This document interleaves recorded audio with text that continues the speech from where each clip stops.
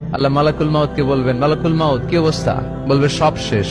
মাইয়াপ্পা, কে বাকি? মালাকুল মাউত বলবে জিনেরা বাকি, যাদেরকে দেখা যায় না। আল্লাহ বলবেন জিনদেরকেও শেষ করে ফেলো, রুহু কবজ করো। মালাকুল মাউত আজরাইল জিনদের রুহু কবজ করবে। আল্লাহ এবার জিজ্ঞেস করবে, ইয়া মালাকাল মাউত আখবিরনি মাইয়াপ্পা, এবার বলো আর কে বাকি? মালাকুল মাউত বলবে, আল্লাহ মানুষগুলো সব শেষ, জিনগুলাও শেষ, এবার বাকি ইবলিস শয়তান। কে বাকি?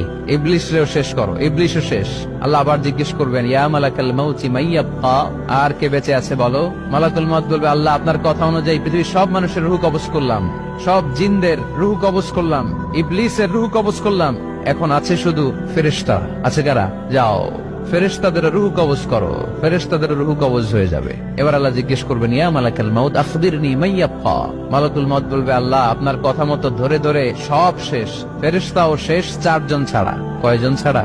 জোরে বলেন, কয়জন ছাড়া? ইসরাফিল, জিব্রাইল, মিকাইল, আজরাইল।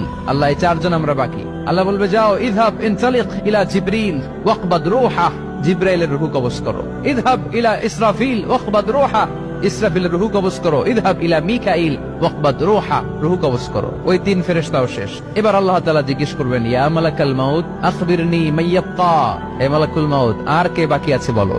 মালাকুল মাউত বলবে, আল্লাহ আপনার কথা মতো মানুষগুলো শেষ, জিনগুলো শেষ, ইবলিস শেষ, আমার বাকি 3 ভাই ইসরাফিল, মিকাইল, জিব্রাইলও শেষ, শুধু আমি, শুধু আমি।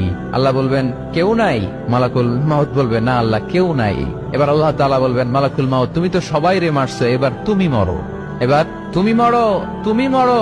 শোনার সাথে সাথে মালাকুল মাউতের কাঁপুনি ছুটে যাবে, খিঁচুনি এসে যাবে ভয়ে। আল্লাহ বলবেন, কাঁপুনি দিয়ে তো লাভ নাই, কারণ কুল্লু নাফসিন যায়িকাতুল। রব্বুল আলামিন বলবেন, মালাকুল মাউত কেঁদো না, এটাই দুনিয়ার বিধান, আমি আল্লাহর দেয়া বিধান, এটাই, জন্মালেই মরতে হয়। যাও, জান্নাত জাহান্নামের মাঝখানে একটা জায়গা আছে, জায়গাটার নাম হলো আরাফ। এই আরাফের মধ্যখানে যে দাঁড়াও, ওখানে যে মালাকুল মাউত কাঁপতে থাকবে।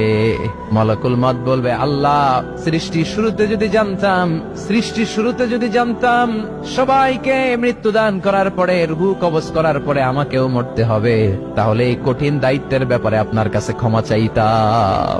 আজকে আমারও যে ভাগ্য বরণ করে নিতে হবে সৃষ্টির শুরুতে, আমি এটা কল্পনাই করতে পারি নাই। আল্লাহ বলবেন, নো টক, মুত ইয়া মালাকাল মাউত, মর, মরে যা, মুত, মরে যাও।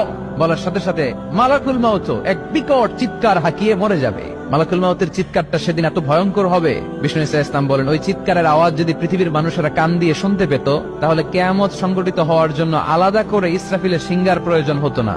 ওই চিৎকারের আওয়াজে প্রতিটা মানুষ কানের পর্দা ফেটে ওই জায়গায় লাশ হয়ে পড়ে যেত। এবার ডানে বায়ে সামনে পেছনে উপরে নিচে কেউ নাই, একজন ছাড়া। জোরে বলতে হবে, তিনি কে?